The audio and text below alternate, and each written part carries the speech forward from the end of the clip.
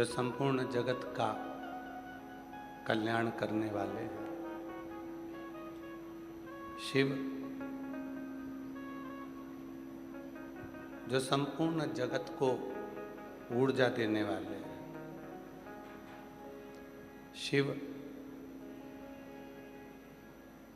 जिनके नाम मात्र का उच्चारण कर लेने पर जीव संपूर्ण दुखों से दूर हो जाता है, ऐसे शिव की मात्र भक्ति मुक्ति दे देती।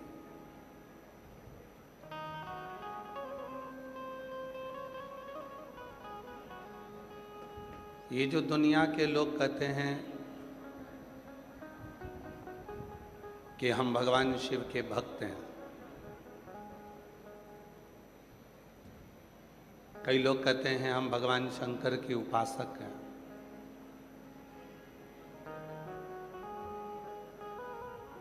कई लोग कहते हैं कि हम शिव के परम भक्त हैं। नहीं,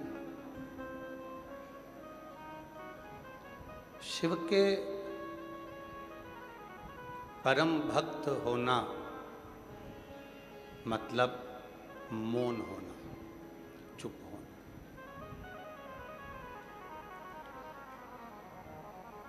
शिव के परम भक्त होना मतलब मौनता धारण करना, मौनता धारण करना। शिव के परम भक्त होना मतलब शिव के भीतर की शांति को अपने भीतर उतारना।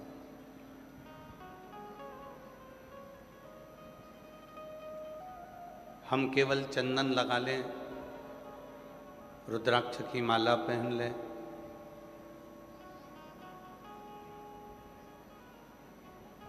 बाल बड़े कर लें, भस्म लगा लें, उससे शिव के भक्त नहीं हो। शिव के भक्त बनने के लिए सबसे ज्यादा जरूरी है हमारा मौन होना, हमारा चुप रहना, हमारी शांति। और कर्पूर गौरम करुणावतार संसार सारम भुजगेन्द्रहारम सदा वसंतम हृदयारविंदे भवं भवानी सहितं नमामि। कर्पूर गौरम करुणावतारम संसार सारम भुजगेन्द्रहारं सदा वसंतं हृदयारविंदे भवं भवानी सहितं नमामि। शिव के भक्त होने के लिए दिखावे की जरूरत नहीं पड़ती।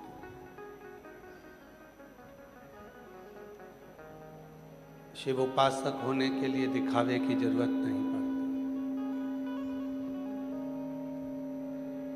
शिव उपासना के लिए दिखावे की जरूरत नहीं पड़ती। केवल भीतर शांति हो, मुख में शिव का नाम हो, अपने भीतर उस परमात्मा के नाम जाप का स्मरण हो, और कुछ है। आपके गले में रुद्राक्ष पड़ा हुआ है,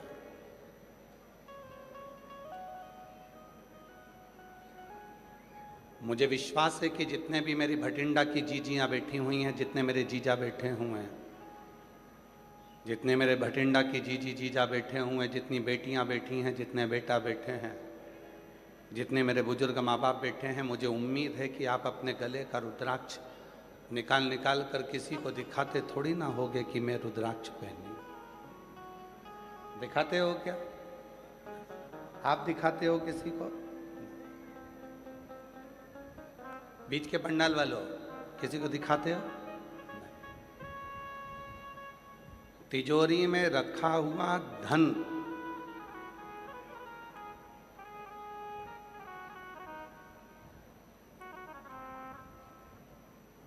हम किसी को दिखाते नहीं हैं।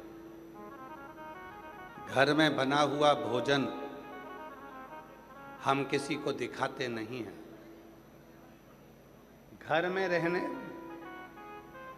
वाली बहू को, बेटी को, लड़की को हम बार बार किसी को दिखाते नहीं।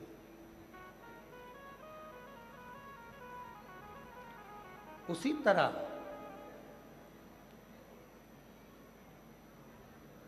भगवान की अविरल भक्ति को, भगवान के स्मरण को, भगवान के भजन को, भगवान के मंत्र जाप को, भगवान शंकर की अविरल भक्ति को हम दुनिया के लोगों को कैसे दिखाएं?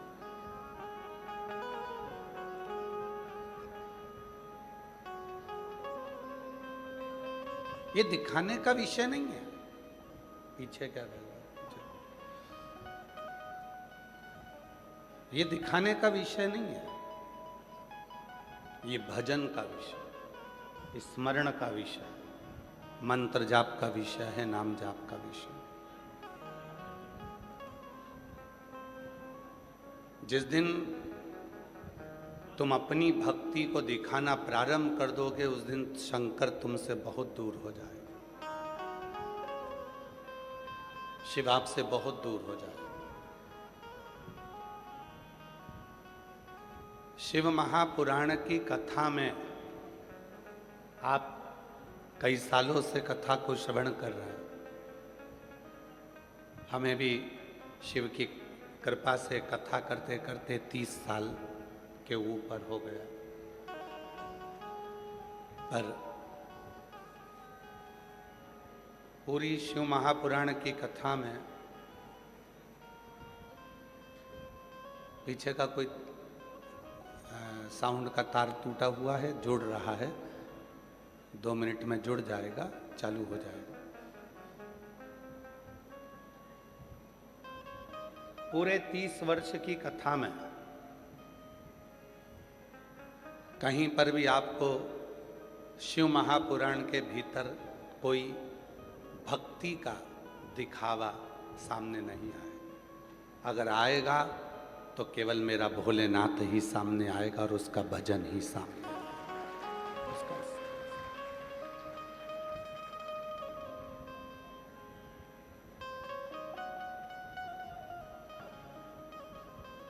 भगवान ब्रह्मा जी के पास में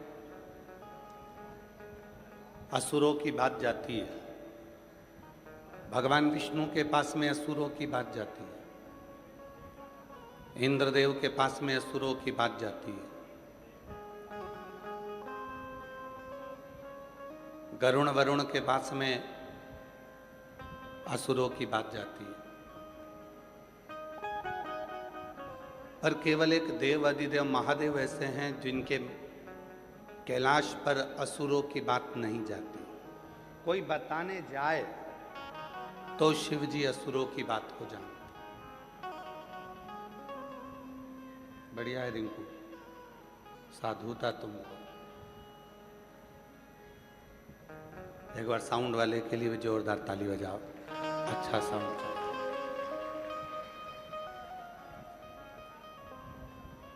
असुरों के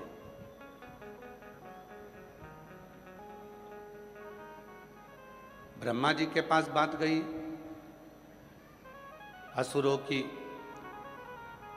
भगवान नारायण के पास बात गई असुरों की, पर शिव जी के पास असुरों की बात नहीं जाती।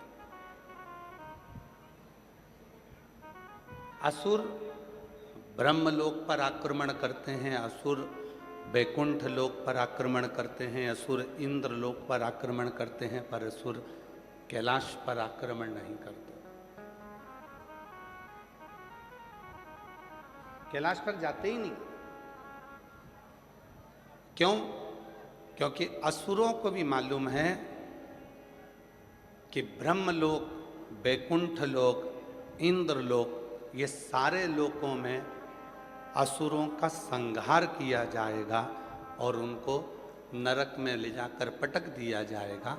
पर केवल एक शिव का धाम कैलाश ऐसा है, अगर कोई असुर भी पहुंच गया तो उसका संहार नहीं होगा, वो शंकर के धाम में ही उनका गण बनकर रह जाएगा और उनके गणों की गिनती में। रावण शिव जी के गणों की गिनती में आते हैं।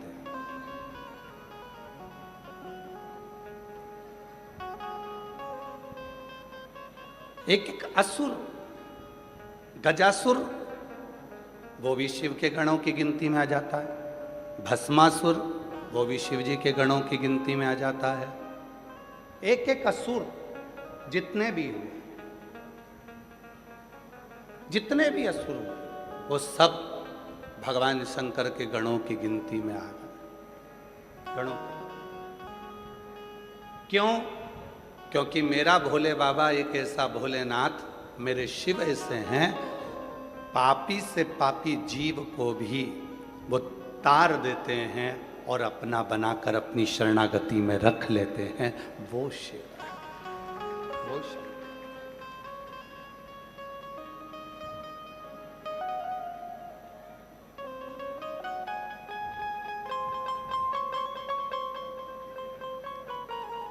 वो शंकर हैं।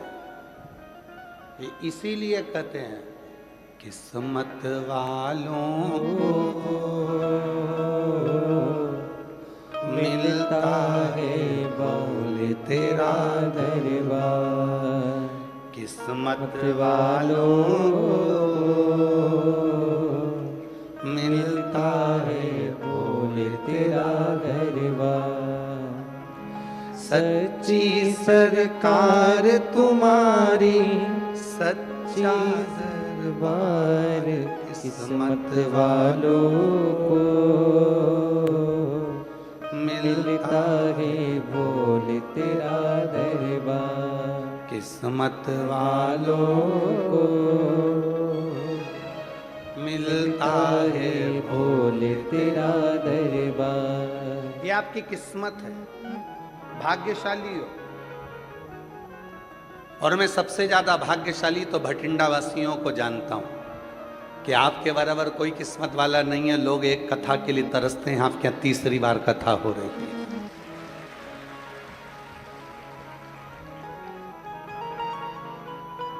और इसमें साधुवाद देना चाहिए आपको अमरजीत सिंह जी को, मेहता जी को। इसमें साधुवाद देना चाहिए आपको पदम सिंह मेहता जी को।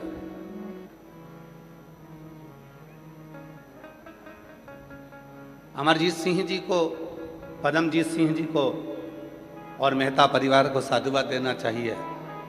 वो बहुत मेहनत प्रयास कर कर एक दो वर्ष में कथा करवाई लेते हैं और तीसरी कथा भटिंडा पंजाब में हो रही है। ये शिव की उदाहरण। किस्मत वालों को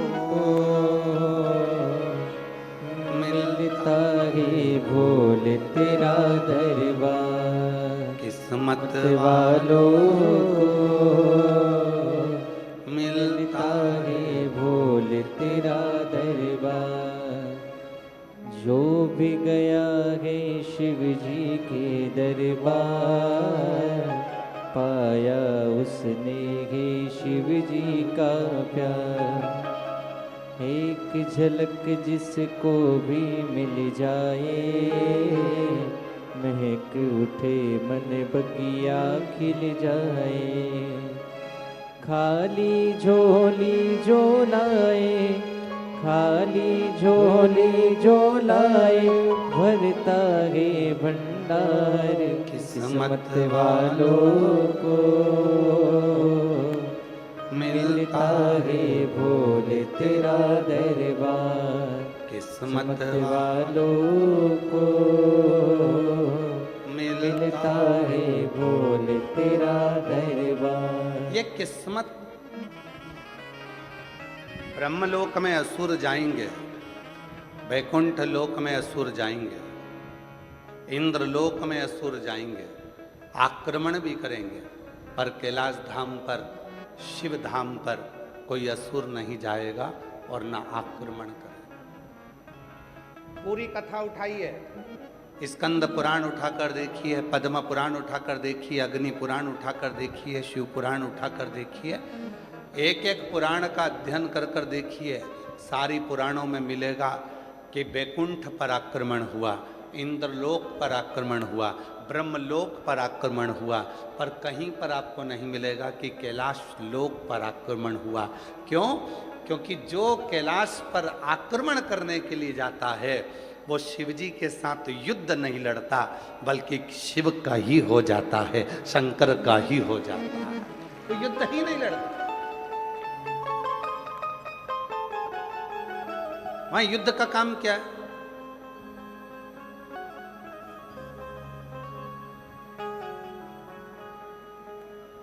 एक बार देवऋषि नारद जी ने तुमरुका जी से जाकर कहा, है तुमरुका, इतने सारे असुर देवलोकों पर आक्रमण करते हैं और शिवजी मौन होकर, चुप होकर, शांति से बैठे रहते। इतने असुर आक्रमण कर रहे हैं और शिवजी मौन होकर बैठे हुए हैं। कारण क्या? तुमरुका जी ने कहा जितने भी असुर आक्रमण करते हैं, भगवान शंकर को नहीं मालूम कि वो असुर क्या कर रहे हैं। उनको तो कोई जाकर बताएगा कि असुर आक्रमण करे हैं, तब शिव को मालूम पड़ेगा कि असुरों ने आक्रमण करा। घर में, परिवार में जो घर के अंदर बहुत भोला सा व्यक्ति होता है, बहुत सरल सा व्यक्ति होता है, पूरा शिव की तरह कोई व्यक्ति प्रत्येक घर के अंदर, प्रत्येक घर में शिव जैसा एक ना एक व्यक्ति जरूर होता है जो फालतू के लफड़े में पड़ता ही नहीं है। उसको मालूम ही नहीं है क्या हो रहा है क्या नहीं हो रहा है। उसको तो अपने दुकान जाना है, ऑफिस जाना है, काम करना है, व्यापार करना है, व्यवसाय करना है और अपने कर्म में लगे रहना है। बाकी के उसे कोई मतलब नहीं कि क्या हो रहा है। आग लगे बस्ती में, आवाज तो बोलो, अपन रहो मस्ती, क्या किसको रोइए, चादर तान के, उसे मतलब ही नहीं। और ऐसा नहीं कि केवल कैलाश पर शिव है। आप अपने घर में भी देखो, अपने घर में अगर 10 सदस्य हैं, 5 सदस्य हैं, 8 सदस्य हैं, 4 सदस्य हैं, 6 सदस्य हैं, उन 6 सदस्य में, उन 4 सदस्य में, उन 8 सदस्य में एक ना एक शंकर जरूर होगा। एकदम भोला, कोई मतलब नहीं, आएगा, खाएगा, जाएगा, सोएगा, अपना काम करेगा और अपनी मस्ती में रहेगा। और दिन भर मम्मी कहती रहेगी अरे ऐसा हो गया, पापा कहेंगे वैसा हो गया, बहन ने कहा ऐसा हो गया। वो कहे क्या टेंशन लेती ना तुम, क्या चिंता। बोला, उसे मालूम है मैं बोल भी दूंगा तो कोई फर्क नहीं पड़ना, अगर मैं कुछ कह भी दूंगा तो कोई फर्क नहीं पड़ना, अगर मैं गुस्सा कर भी लूंगा तो कोई फर्क नहीं पड़ना है। तो उसको मालूम है मम्मी ने तो पहले से बोल के रखा होगा कुछ ना कुछ, पापा जी ने भी कुछ ना कुछ बोला होगा, बहन ने भी कुछ ना कुछ बोला होगा, भाई ने भी कुछ ना कुछ बोला होगा। तो जो घर का शंकर होता है, घर का जो शिव होता है, वो बोलता ही नहीं है। उसको तो एक ही मतलब है, ला रोटी ला, क्या बनाया, लाओ जल्दी से, भोजन करा, चाय बना ला, जा चाय बनाई, भोजन करा। और पत्नी बोल भी रही है, तुम कुछ जवाब दोगे? पति कहता रोटी अच्छी बनी है। तुम कुछ बोलोगे? बहुत बढ़िया, जोरदार। वो कुछ नहीं। शिव है, शंकर,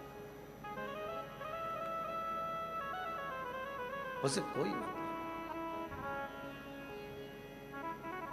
वो तो अपनी भक्ति में, अपने भजन में, अपने स्मरण में डूबा हुआ। देव ऋषि नारद ने कहा क्या शिवजी को असुरों के बारे में मालूम नहीं? भगवान तुमरुका जी ने कहा। तुमरुका जी कहते हैं नारद, शिवजी इन सब असुरों को कभी भी स्मरण नहीं करते। शिवजी मौन रहकर शांति पूर्वक बैठकर अपने तप साधना में लगे रहते हैं। अगर कोई जाकर बताए कि असुर ऐसे हैं तो शिव स्वीकार करते हैं कि ये असुर ऐसा।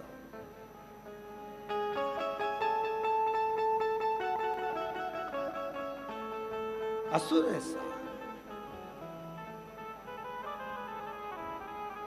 एक संवाद आता है गुरु नानक देव जी का, बड़ा सुंदर संवाद।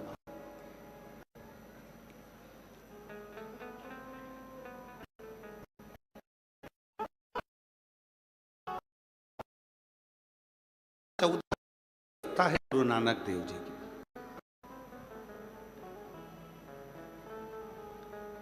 14 वर्ष की अवस्था, एकदम मौन, शांत, चुप। मां गुरु नानक देव जी से कहती है, नानका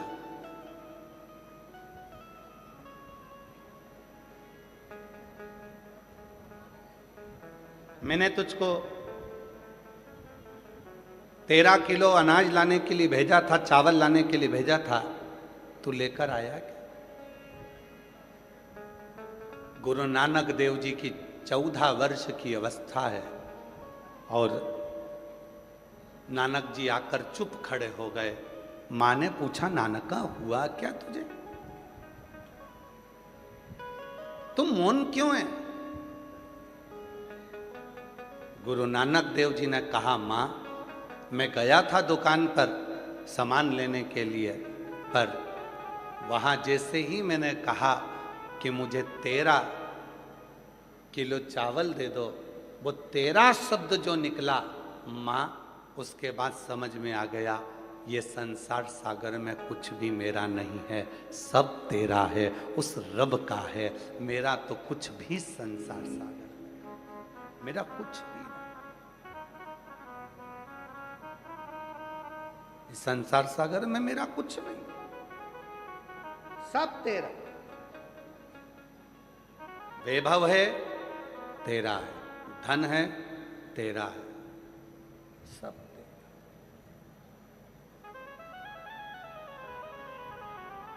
बस 14 वर्ष की अवस्था में गुरु नानक देव जी ने वो 13 के आंकड़े को ऐसा पकड़ा कि गुरु नानक देव जी महाराज के मन में ये बैठ गया कि ये संसार सागर को ये बता देना है कि ये संसार कुछ भी मेरा नहीं, सब उस रब का है, उस परमात्मा का है, मेरा कुछ नहीं। प्रभु आपकी कृपा से सब काम हो रहा है, भोले आपकी कृपा से सब काम हो रहा है। करते हो भोले बाबा मेरा नाम हो रहा है, करते हो भोले बाबा मेरा नाम हो रहा है, भोले आपकी कृपा से सब काम हो रहा है, शिव आपकी कृपा से सब काम हो रहा है।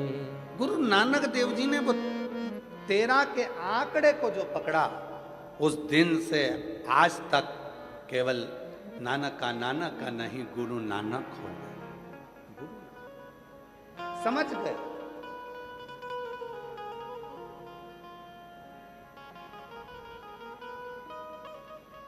और गुरु नानक देव जी के वो शब्द आपकी जिंदगी में होना चाहिए।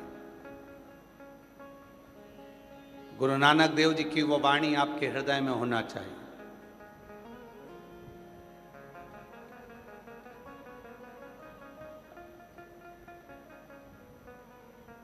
कोई पूछ रहा है कि बेटा किसका है, आपने कहा ये मेरा बेटा है, मेरा पुत्र, मेरा बेटा है। नहीं नहीं, ये तो उस रब का, शिव का, वाहेगुरु जी का, ये उसका बेटा, मेरा ना, शिव का है। बेटी आपकी, मेरी कहां? ये बेटी तो उस रब की है, शिव की है, वाहेगुरु जी का, मेरी।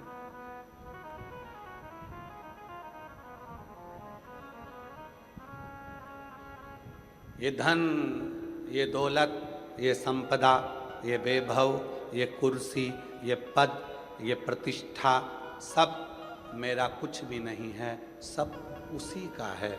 उसने तो मुझे बस लाकर बिठाया है कि तुझे संभाल, ये मेरा नहीं। शिव महापुराण के महत्तम में वेदव्यास जी ने वर्णन किया, कथा का जजमान मिल नहीं रहा था तो कथा का जजमान चंचुला देवी ने शिव और पार्वती को बना, शंकर पार्वती। कल कथा में दर्शन करे थे ईश्वर गोरा के, शिव पार्वती यजमान बने थे।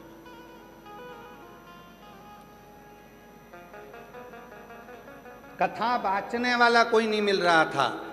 चंचुला देवी देवऋषि नारद जी के पास जाकर बोलती हैं कि आप कथा कर दो। देवऋषि नारद जी ने कहा मैं कथा नहीं कर सकता क्योंकि मुझे श्राप लगा है, मैं एक जगह पर बैठ नहीं सकता, इसलिए मैं कथा नहीं बांच सकता। हाँ, कथा सुनने के लिए आऊँगा। तो कहा कथा भी नहीं सुन पाओगे, बार बार जाना आना लगा रहेगा क्योंकि तुमको श्राप लगा है कि तुम एक जगह बैठ नहीं सकते।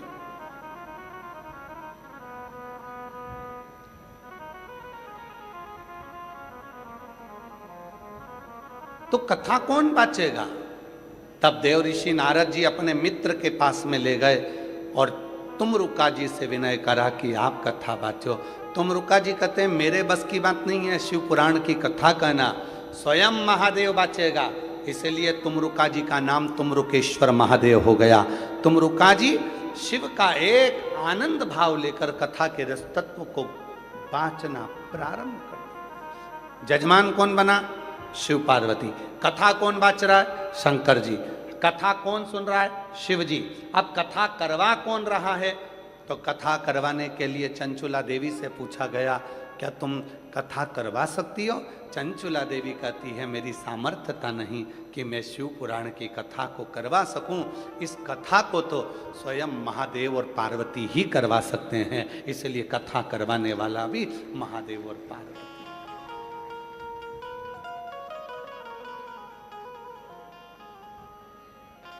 हम जब परसों आए शाम को अमरजीत सिंह मेहता जी के घर पर जब पहुंचे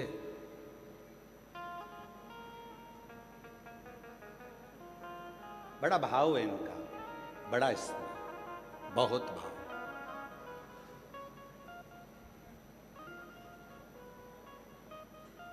आज हम कहने में पीछे नहीं हटेंगे। अमरजीत जी आपको बहुत साधुता के साथ कहेंगे। जहाँ पर भी कथा करने के लिए जाते हैं वहाँ भोजन बनाने वाले को लगाया जाता है, ब्राह्मण ब्राह्मणी को। पर अमरजीत जी हम धन्यवाद देते हैं आपकी धर्म पत्नी को, जीजी बाई को, कि 3 बार कथा करने के लिए यहाँ आए और तीनों बार भले ढेरों सारों काम करने वाले लगे हों, नौकर चाकर ढेर सारे काम करने वाले सेवादार लगे हों, पर भले सबका भोजन कोई भी बनाए, पर हमारी जीजी बाई अमर सिंह जी मेहता जी की धर्म पत्नी हम ये तीसरे वर्ष में देख रहे हैं। 7 दिन जब तक हम इनके यहाँ रहते हैं तब तक हमारे भोजन बनाना भी स्वयं, हमारे बर्तन को साफ भी स्वयं, और भोजन सब्जी काटना, संभालना, बनाना, सब सामग्री एक जैसे माँ अपने बेटे को भोजन कराती है ऐसे अन्नपूर्णा की तरह हमारी जीजी बाई हमको प्रचार कर। मैं साधुता दूंगा इसमें।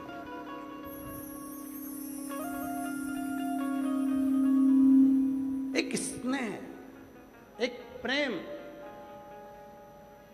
सवेरे विकास पंडित जी ने इनसे पूछ लिया आप किसके लिए भोजन बना रही हो? गुरु जी के लिए? माता जी? तो माता जी कहती है नहीं नहीं नहीं, जो गुरु जी के ऊपर ठाकुर जी बैठे हैं, शंकर जी बैठे हैं, शालिग्राम जी बैठे हैं, हम तो उन भगवान के लिए भोजन तैयार करते हैं और वो भोजन जब भगवान पा लेते हैं तो उस भोजन में ऐसा स्वाद आ जाता है, स्वयं प्रसाद बन जाता है। ये उनके हृदय का भाव। आज हमें विकास जी बता रहे थे तो हमने कहा कि ये भीतर जो शिव बैठा, भीतर जो शंकर बैठा, ये उसकी प्रसन्नता, ये उसकी आनंद।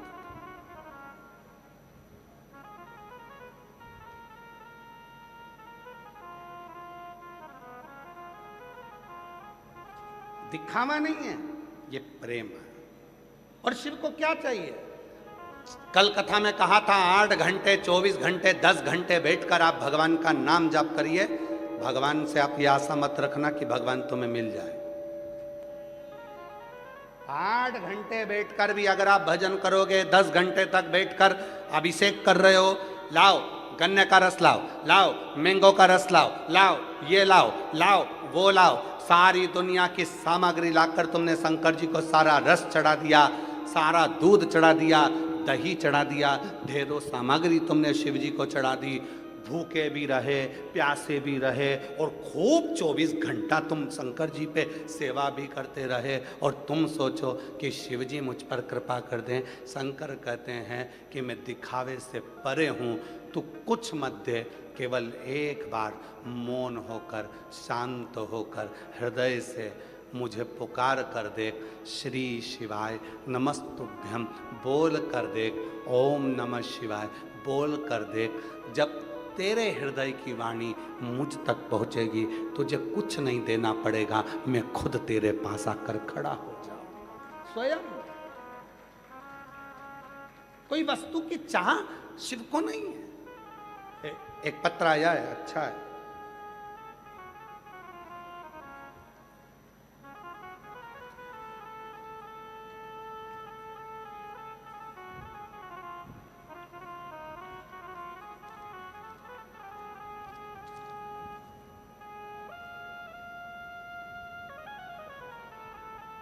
मेरा नाम पूजा कंबोज, पति का नाम राहुल कंबोज, मेरा फ़ोन नंबर ये है। कहीं बैठी हो पूजा कंबोज, पति का नाम राहुल कंबोज, मेरा फ़ोन नंबर ये है। कहीं बैठी हो तो हाथ हिला सकती हैं। पूजा कंबोज, पति का नाम राहुल कंबोज। गुरुदेव, हम परहेड इंद्री करनाल से आए हैं। कहीं बैठी हो तो हाथ हिला सकती हैं। कहीं बैठी हो तो हाथ हिलाएं। आप ही हैं, आ जाओ, आ जाइए। एक लोटे जल और पशुपतिनाथ व्रत का क्या वर्णन करूं गुरुदेव। मुझे 12 साल से सोरायसिस त्वचा रोग की बीमारी थी। 12 साल से मेरे को सोरायसिस की बीमारी है। 12 साल हो गए दवाई खाते खाते, लेकिन ये बीमारी ठीक ही नहीं होती। डॉक्टरों ने बोल दिया कि ये ठीक नहीं होगी, चाहे कितनी भी दवा करा लो, चाहे कितनी भी दवाई खा लो, सोरायसिस कभी ठीक नहीं होता। डॉक्टरों ने भी कह दिया ये बीमारी कभी ठीक नहीं होगी। गुरुदेव, आपकी कथा में सुनना प्रारंभ करी। आपकी टीवी पर कथा के माध्यम से सुना था कि पंडाल में बैठकर जो मांगो वो मिलता है। 12 साल से इस बीमारी से इतनी दुखी हो गई थी कि पहली बार कथा सुनकर टीवी पर आप पर भरोसा हुआ और जिंदगी में पहली बार किसी कथा के पंडाल में मैं जाकर बैठी। घरोंडा करनाल में 17 मई को मैं कथा सुनने के लिए पहुंच गई। आज से 1 महीने पहले मैं घरोंडा करनाल की कथा में 17 मई को घरोंडा करनाल में कथा सुनने के लिए आई। 17 मई को घरोंडा करनाल में कथा सुनने के लिए आई और गुरुदेव अभी 1 महीना ही हुआ है मैंने वहाँ जाकर बाबा को प्रणाम करा। करनाल में कोई कुछ बोलता रहा, कोई कुछ बोलता रहा, पर मेरा मन तो भगवान शिव में लगा रहा। गुरुजी, आप ही की कथा में सुना था कि चित्त कथा में लगाना, दुनिया तो कुछ भी बोलती रहेगी, उनके विचारों को मत सुनना, बस मन बाबा में लगाना। मैं भी 12 साल से चर्म रोग था, सोरायसिस की बीमारी थी, पहुंच गई 17 मई को। घरुंडा वहीं पर बैठकर कथा सुनी। पंडाल में जगह नहीं थी, मंडी में बैठ गई। कथा सुनने के बाद में जब सब चले गए तब मैं अंदर गई पंडाल में। वहाँ की मिट्टी को मैंने अपने पूरे शरीर पर लगा लिया, थोड़ी सी मिट्टी बांध कर ले आई और फिर मैं सीधे कुबरेश्वर धाम चली गई। वहाँ से रुद्राक्ष लेकर आई, उस रुद्राक्ष को पानी में गलाती, उस पानी को पीना चालू करा और बाबा की ऐसी कृपा हुई गुरुदेव, जो 12 साल में नहीं हुआ वो 1 महीने में आज मैं पूरी ठीक होकर पंडाल में भटिंडा के कथा सुनने के लिए आई। जो 12 साल में नहीं हुआ वो 1 महीने में मैं ठीक होकर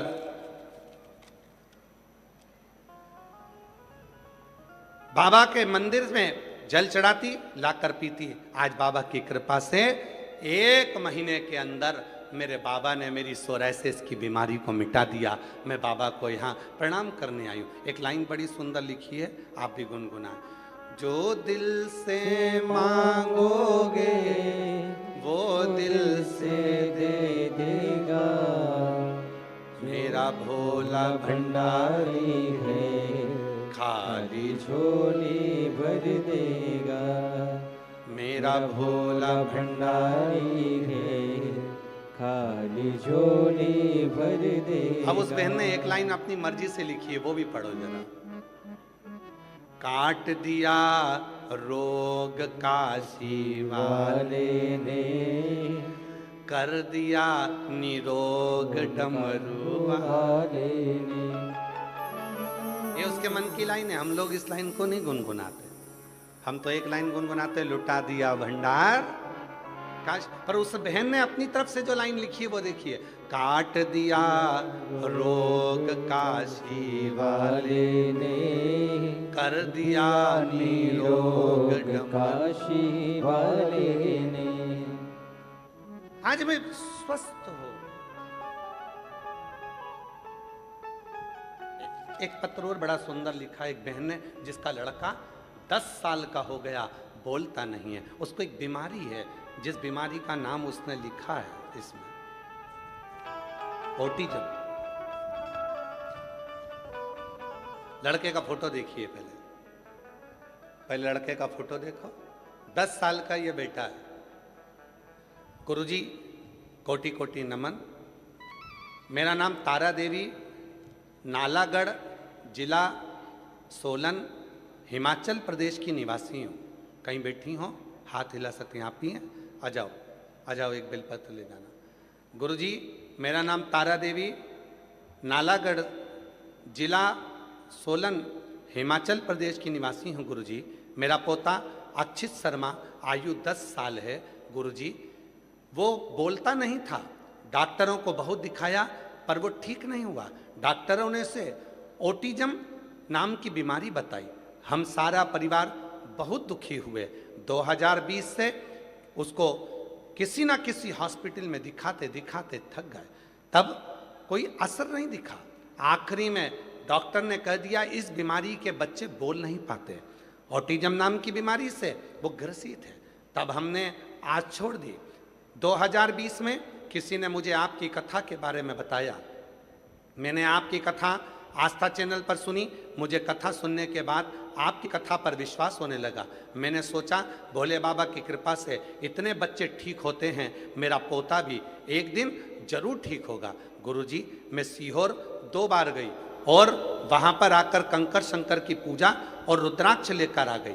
घर जाकर रोज रुद्राक्ष का जल भोलेनाथ को चढ़ाकर घर वापिस लेकर आती और पोते को जल पिलाती और उसके गले और शरीर पर लगाती। गुरुजी अब हमारा पोता धीरे धीरे बोलने लग गया और समझने भी लग गया। गुरुजी मैं पहले 2024 में 2025 में भटिंडा की कथा में आई थी और अपने पोते को भी लाई थी। यहाँ की मिट्टी को लगाकर मैं अपने पोते को लेकर चली गई थी और आज बाबा की कृपा से उसी भटिंडा में आज खुश होकर अपने पोते के लिए बधाई देने आई हूँ कि अब मेरा पोता पूरी तरह से ठीक हो गया। बाबा की कृपा से मेरा पोता बोलने लगा और समझने लगा। और एक लाइन लिखी है, आप भी गुनगुनाएंगे। लुटा दिया भंडार काशी वाले ने, कर दिया माला माल काशी। एक विश्वास शिव के प्रति, एक भरोसा दृढ़।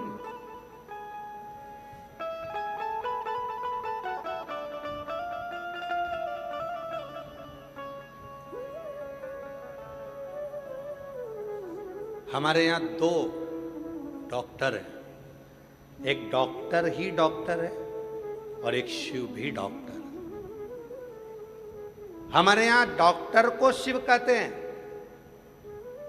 इसीलिए शिव महापुराण की कथा कहती है आपके शरीर में रोग आया, बीमारी आई, तकलीफ आई, कष्ट आया, सबसे पहले अपने पास के हॉस्पिटल में जाइए, अपने नगर के हॉस्पिटल में जाइए, डॉक्टर को दिखाओ, चेकअप कराओ, डॉक्टर बोले ये जांच कराओ, डॉक्टर बोले ये टेबलेट खाओ, वो टेबलेट खाओ, और साथ में शिव जी पर भरोसा करना प्रारंभ कर दो। फिर मेरा देव अधिदेव महादेव आप पर करुणा करना प्रारंभ कर देगा, सुख देना प्रारंभ कर देगा।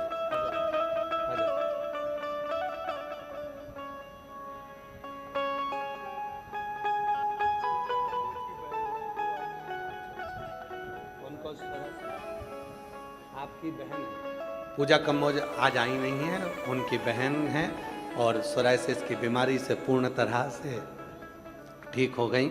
एक बार जोरदार ताली बजा करिए उनको दे।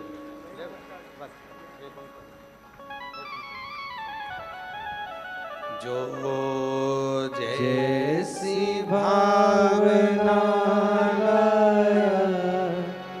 वो वैसा ही फल पाया, नहीं खाली उसे लौटाया, वो मन ही मन हर्षाया, और कर दिया माला माल काशी। बोलो बोलो बोलो। ने लुटा दिया भंडार काशी वाले ने, लुटा दिया भंडार काशी वाले ने, लुटा दिया भंडार काशी वाले ने, कर दिया माला माल काशी वाले ने, लुटा दिया भंडार काशी वाले ने, लुटा दिया भंडार काशी वाले ने, कर दिया माला माल। रोते नहीं अच्छे खुश हो, फिर आंसू पोछो। अब तो ठीक हो गए, अब काय के रोना, अब तो बाबा के कृपा से। आंसू पोछो, पहले आंसू पोछो। अच्छे खुश होकर जाओ। अब तो बोलने लगा शिव कृपा से। आप ही का पोता 10 साल का बोलता नहीं था, ऑटिज्म बीमारी थी, आज बाबा की कृपा से ठीक हुआ है। एक बार जोरदार ताली बजाकर साधुवाद एक उसको रोते नहीं आप, पहले आंसू पोछो। बाबा के यहाँ से खुश होकर जाओ, एकदम मस्त।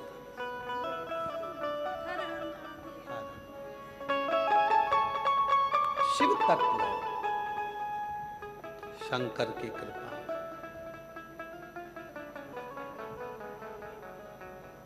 बीमारी आई है, तकलीफ आई है, अपने पास के हॉस्पिटल में जाओ, डॉक्टर को दिखाओ, डॉक्टर को शिव मानो। शिव वो जैसा बोले वैसा करो। फिर साथ में अगर भगवान कृपा कर दे और सीहोर का रुद्राक्ष कुबरेश्वर धाम का वहां से अगर लेकर आए हो तो उसको तांबे के कलश में गलाओ, शिव जी को श्री शिवाय नमस्तुभ्यम बोल के जल चढ़ाओ और उसका आचमन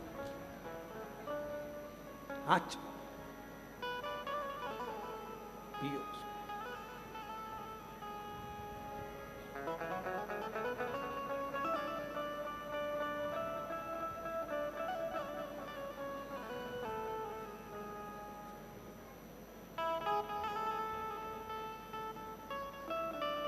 शिव महापुराण में 1 मुखी से लेकर 14 मुखी तक रुद्राक्षों का वर्णन,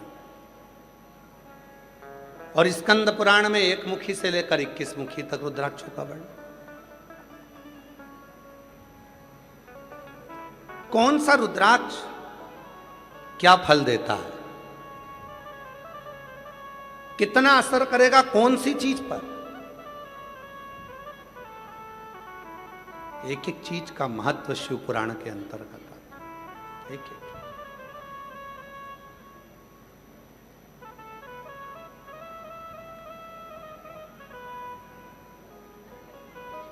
अभी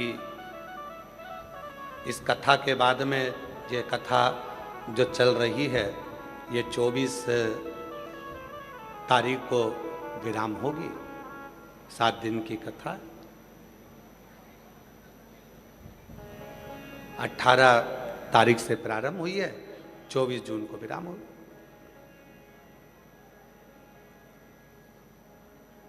उसके बीच में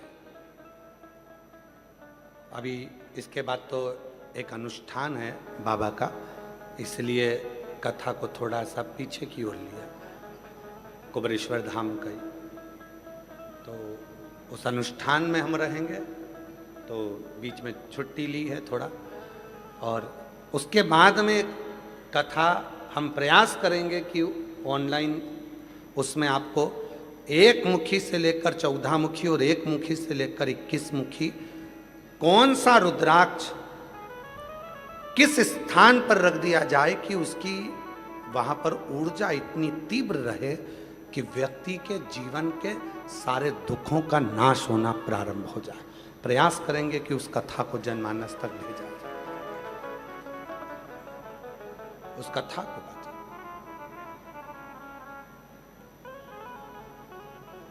और 24 जुलाई से 29 जुलाई तक गुरु पूर्णिमा महोत्सव सीहोर कुबरेश्वर धाम पर तो है। 5 दिवसीय शिव पुराण की कथा 24 से 28 जुलाई तक चलेगी। उसके बाद में 29 जुलाई को गुरु दीक्षा शिव दीक्षा महोत्सव रहेगा।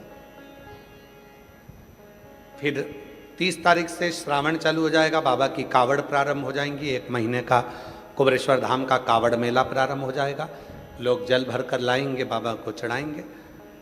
और जो कुबरेश्वर धाम की मूल कावड़ प्रदोष की जो जाती है, जिस कावड़ को हम स्वयं साथ में लेकर चलते हैं, सुबह 9 बजे 25 अगस्त को वो कावड़ भौम प्रदोष, मंगल प्रदोष के दिन, भौम प्रदोष के दिन सुबह 9 बजे माँ सीवन तट से प्रारंभ होकर कुबरेश्वर धाम तक 11 किलोमीटर बाबा के नाम का घोष करते करते चलेगी।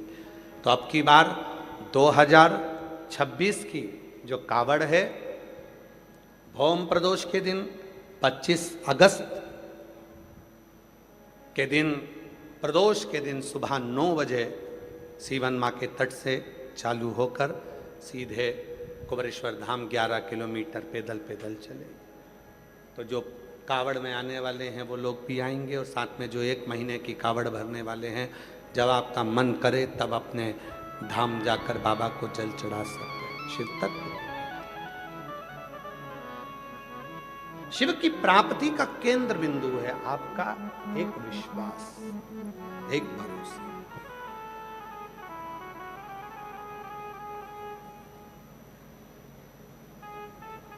महाराज,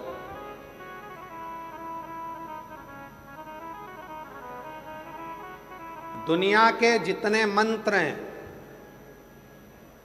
दुनिया के जितने तंत्र हैं, दुनिया के जितने भी श्लोक हैं, दुनिया के जितने भी शब्द हैं, दुनिया के जितने अक्षर हैं, दुनिया के जितने संगीत हैं, दुनिया के जितने स्वर हैं, दुनिया के जितने नाद हैं, वो किसी और के दिए हुए नहीं हैं, मेरे महादेव के दिए हुए हैं, मेरे शिव के दिए।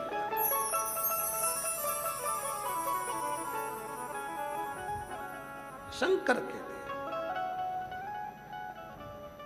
क्यों? क्योंकि शिव किसी को खाली नहीं लौटाता, शिव किसी को खाली नहीं भेजता। आप आए जरूर हो, बैठे हो, 37 से 38 डिग्री टेम्परेचर है आज भटिंडा का। इतनी तेज गर्मी में अपना एसी पंखा कूलर छोड़कर आप इस पंडाल में बैठे हो, तपती धूप में अपने घर से निकल कर आए हो, जाकर जगह संभाल कर और कथा तो 2 बजे प्रारंभ हुई है, पर आप सब 10-11 बजे के यहां पर जगह संभाल कर बैठे हुए हैं। 10 बजे से, सुबह 8 बजे से बैठे हो। प्रणाम प्रणाम। मेरी जीजियां कह रही हैं सुबह 8 बजे से जगह संभाल के बैठे हैं, और आप लोग 10 बजे से, 8 बजे से, आप भी सुबह 8 बजे से बैठे हो जगह संभाल के। गजब। आप जरा विचार,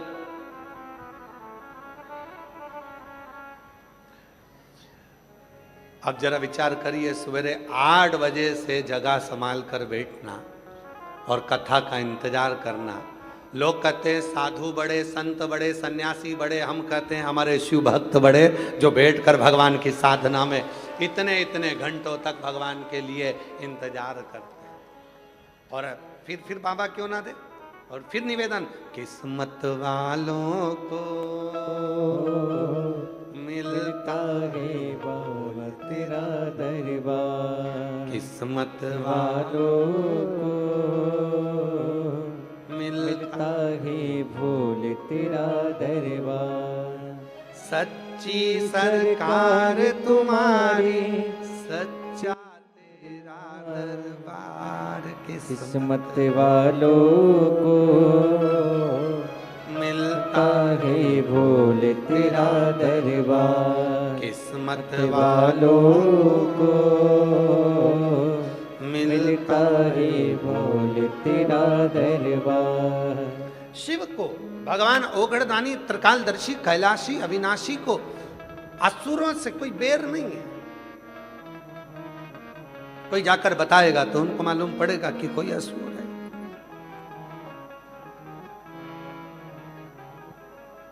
शिव असुर देखते ही नहीं। भगवान ओगड़दानी असुर नहीं देखते। मेरे शंकर भगवान आपको असुर तत्व नहीं देखेंगे। मेरे शिव तो केवल आपको आपके भीतर का एक छोटा सा जो गुण होगा, जो भी आपके भीतर छोटा सा भी गुण होगा, मेरा शिव उसी को देख लेगा, बस उसी को।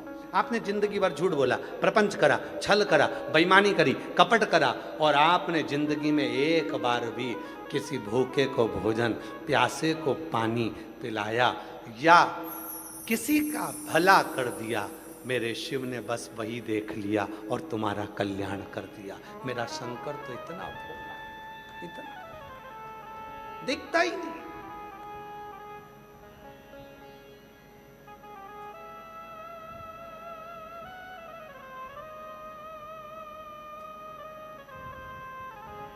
उसने विचार ही नहीं करा। शिव तत्व कह रहा है, भगवान शंकर की कथा कर रही है, शिव महापुराण की कथा कहती है।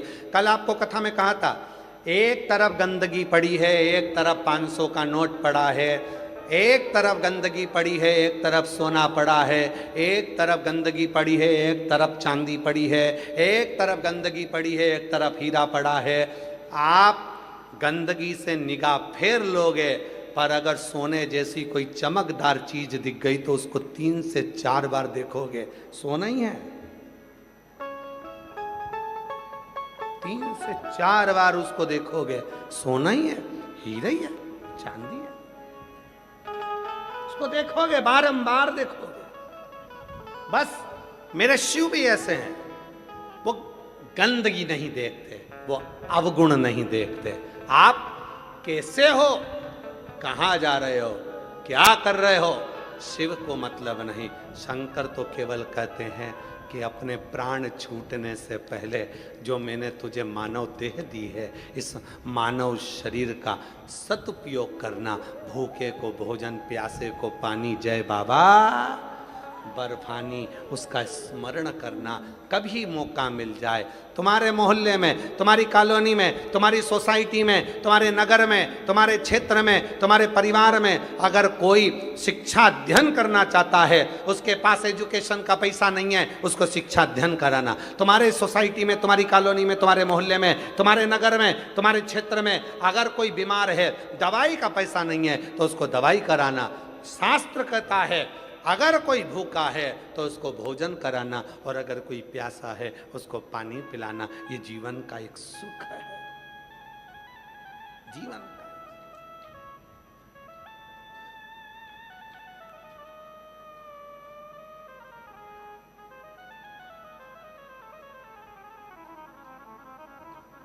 आप किसी का आदर देकर जो सुख है, सारे मंत्र, साधना, तंत्र, विद्या, दुनिया की जितने तंत्र मंत्र हैं, दुनिया के जितने मंत्र हैं, दुनिया के जितने साधना है, सबका उपासक शिव ही है, सब। और शिव को आडंबर प्रिय नहीं है, दिखावा प्रिय नहीं है, भक्ति प्रिय है। एक लड़के का कल एक पत्र पढ़ा था, आज एक लड़के का और पत्र आया, देखो कितना विचित्र पत्र है उस लड़के का, देखिए।